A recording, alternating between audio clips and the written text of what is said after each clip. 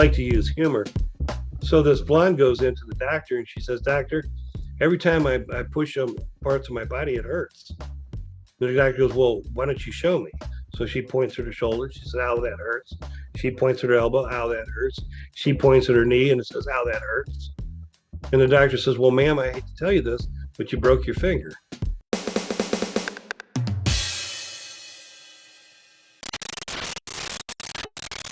If I'm a service member on active duty, do I really need a Nexus letter? The Nexus letter is when you have to prove service connection. And that's from that year out, you don't really have to prove it. But after that year's point, then you have to prove service connection. Okay. Got it. So why do you do the BDD or the med board? Because then you don't have to worry about service connection. It's automatically assumed.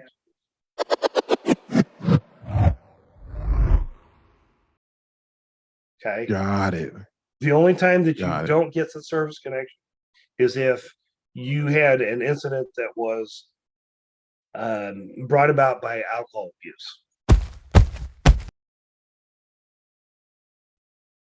Okay. So if you're doing something under the influence of alcohol and you hurt yourself, it's kind of like a line of duty investigation. Right. Got it. So it's an advantage to file before you get out.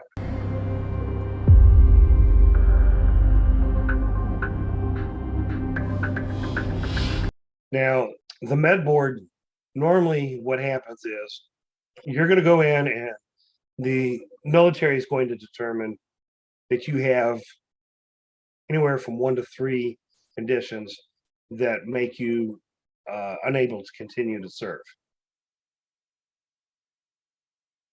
And those are the only ones that they are going to concern themselves with. What used to happen was you would do the service, they do their 3, you then go to the VA and file for the rest of it. Well, now they cut out that middle step, and now the med board, everything goes to the VA. They rate you, and then they create what's called a proposed claim. And we say we're proposing to grant you X% for your patellofemoral pain center. And then we're going to explain why. And then you're going to get the report back. You're going to sit down with the PEBLO or the PED officer or whatever, and you're going to go over the claims. And if you have no complaint, you're going to go, okay, fine, sign it, and it goes. And then the VA, once they get the 214, they do a final. Got it. Okay. If you get something back and you go, I don't think this is right, then you do the VARR. It's basically a reconsideration review. And there's a specific form that you got to fill out where you fill out the form, you ask for the review, then they take a look at the evidence, and then they're going to make the determination, yes or no, or whatever. Okay. I've had guys who have done this because they thought, well, if I have the Army tell me that I can't serve because of this condition, that means I'm going to get a higher VA disability. Maybe, maybe not. It depends on what the evidence shows. Okay.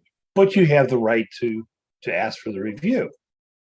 And if you haven't, like you mentioned this morning, you talked to some guy who, he was rated at 30%. 30%. And he thought he should have been 50%.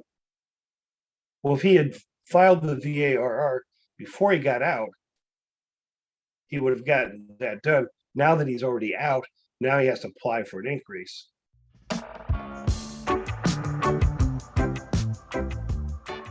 This is not a process to trick people up.